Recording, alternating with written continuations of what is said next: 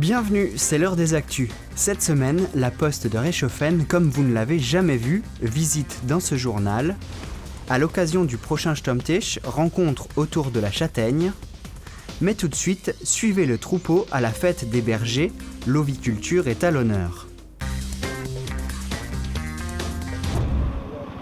La troisième fête des bergers s'est déroulée à Hofwiller. Le syndicat ovin et les jeunes agriculteurs du canton de Niederbronn-les-Bains ont organisé cette grande fête. Après Preuchdorf et Wissembourg, ils sont sur l'exploitation de Nicolas Schäfer. C'est des journées importantes pour faire la promotion de notre métier, quoi. Et pour que les gens aussi sachent d'où ça vient, comment c'est fait, ce qu'ils ont dans l'assiette, quoi. Et pour faire découvrir aux gens ce qu'on fait, comment on le fait, comment notre métier il a évolué, parce qu'il a énormément évolué dans les 20-30 dernières années. Notre objectif principal, tout à fait, c'est de faire connaître notre filière, de faire voir comment on travaille, notre évolution au niveau de l'élevage ovin. Puisque comme on a entendu avant, berger, c'est un peu le mot qui se perd. Par rapport, c'est le mot éleveur ovin qui prend naturellement sa place. Des éleveurs ovins dans le Bas-Rhin, il y en a 85 avec plus de 50 brebis. Ils représentent à peine 1% du cheptel national. Nombreux sont ceux proches de la retraite, du coup, des jeunes peuvent reprendre des troupeaux. Berger est un métier d'avenir, mais il faut savoir que les bergers sont sous la houlette de la conjoncture.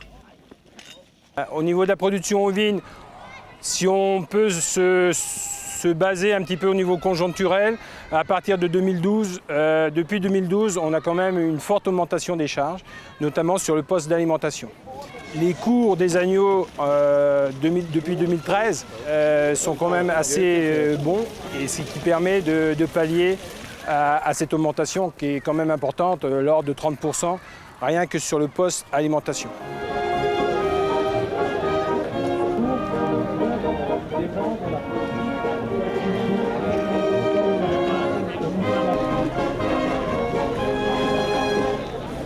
Mais revenons à nos moutons avec le programme de la journée. Ce matin, il y avait transhumance. Tout au long de la journée, il y aura tonte de moutons, démonstration de chiens de troupeau avec un vrai professionnel éducateur de chiens qui est présent sur ce site aujourd'hui. On aura la douche ovine qui sera mise en fonction pour doucher les animaux. C'est au niveau sanitaire surtout qu'on fait ça. La fête fait le tour du Bas-Rhin. La prochaine aura lieu dans un autre endroit en 2016. La poste de Reichshoffen fait peau neuve. Durant 6 semaines cet été, l'établissement a été réaménagé à l'image du bureau de Niederbronn-les-Bains. Le coût global est de 206 000 €. Ces nouveaux espaces service client diminuent l'attente.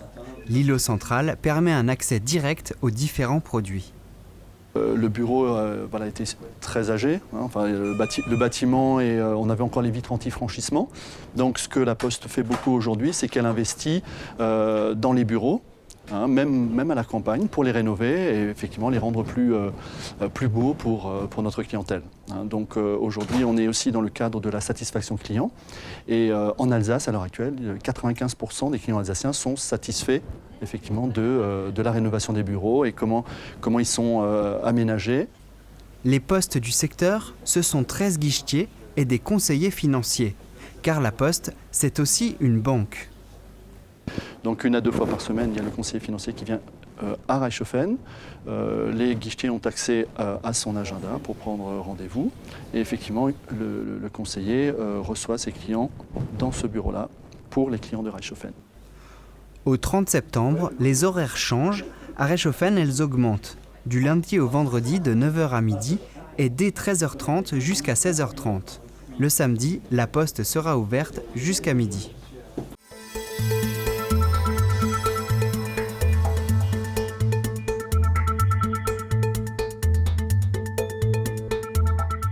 Bonjour à tous et bienvenue pour cette nouvelle rencontre sur TV3V. Aujourd'hui nous sommes à Oberbronn et je suis en compagnie de Claude O. Claude, bonjour. Bonjour. Alors Claude, vous allez faire partie, vous allez présenter le prochain Stammtisch à Oberbronn le 11 octobre à 19h à l'Ancre d'Or. Et vous faites partie de la Chambre d'agriculture spécialisée dans la forêt, c'est ça? Je suis conseiller forestier à la Chambre d'agriculture et plus spécialement animateur d'une petite association de propriétaires forestiers qui s'appelle Bois et Forêt 67. qui existe depuis une quarantaine d'années, qui apporte un peu les conseils aux propriétaires forestiers privés. D'accord. Alors pour ce Stammtisch, le thème c'est la châtaigne et sa châtaigneraie. C'est pas vraiment anodin ici à Oberbronn? Non, on est un peu dans la châtaigneraie des Vosges du Nord. Hein. La châtaigneraie en Alsace, c'est quand même dans les 2500 hectares de forêt privée. Et ça a pour ainsi dire une forme de grosse moustache. Ah. Le centre, il est un petit peu avilé, et ensuite il y a deux moustaches qui partent, l'une vers Wissembourg, voire qui continue dans le Palatinat, et une autre qui descend quasiment jusqu'à Thann, dans le Haut-Rhin, quoi. La soirée au Stammtisch, vous allez donc parler de la châtaigne forcément. Qu'est-ce qui va vraiment être le point central de cette soirée? Alors moi, ça fait quand même maintenant 4-5 ans que je travaille, voire un peu plus, sur la châtaigne, plus spécifiquement dans les Vosges du Nord, parce que je suis un peu plus localisé sur les Vosges du Nord, pour plutôt voir un peu la sylviculture des châtaigneraies, pour aussi trouver des débouchés pour les bois. Donc c'était surtout un peu mon axe de travail, et puis depuis un peu 2-3 ans, on a eu des échanges très intéressants avec les collègues du Palatinat et du Pays de Bade pour faire un projet un peu commun pour mieux travailler sur la culture du châtaignier et puis également travailler un peu sur le débouché du bois qui n'est pas très connu en Alsace. Alors ici on est devant un châtaignier, ici il est plutôt particulier, pourquoi? Pour son fruit, pour son bois, pour... Alors ici on a plutôt un châtaignier qui est un peu en lisière de forêt. Avec cette lumière, il fait beaucoup de fruits. Donc on va dire que c'est plutôt un châtaignier qui va donner du fruit. Oui. En plus, c'est intéressant, on peut ici les récolter facilement, quoi. Généralement, les questions qui sont récurrentes et qu'on vous pose vraiment autour de cet arbre-là ou de son fruit, je ne sais pas, ce serait quoi? Il y a effectivement le fruit. Donc en Alsace, on a des châtaigniers sauvages. Dans d'autres régions françaises, il y a vraiment des châtaigniers améliorés qui font des plus gros fruits, qui en donnent plus et qui sont souvent plutôt cultivés en verger. Ce qui est très peu le cas en Alsace. Ça a sans doute été il y a peut-être une centaine d'années. C'est peut-être un reste qu'on trouve là-bas en forêt, justement, de vieux châtaigniers à fruits, mais qui se sont refermés. C'est quand même un arbre un petit peu qui est bien ancré dans le paysage, que ce soit avec la floraison, que ce soit avec le fruit, c'est un peu la tradition avec les champignons actuellement. Donc merci Claude pour toutes ces informations autour de la châtaigne. Je rappelle également donc qu'on retrouvera Claude le 11 octobre à 19h à l'Ancre d'Or à Oberbronn pour le Stammtisch. À très bientôt, restez informés.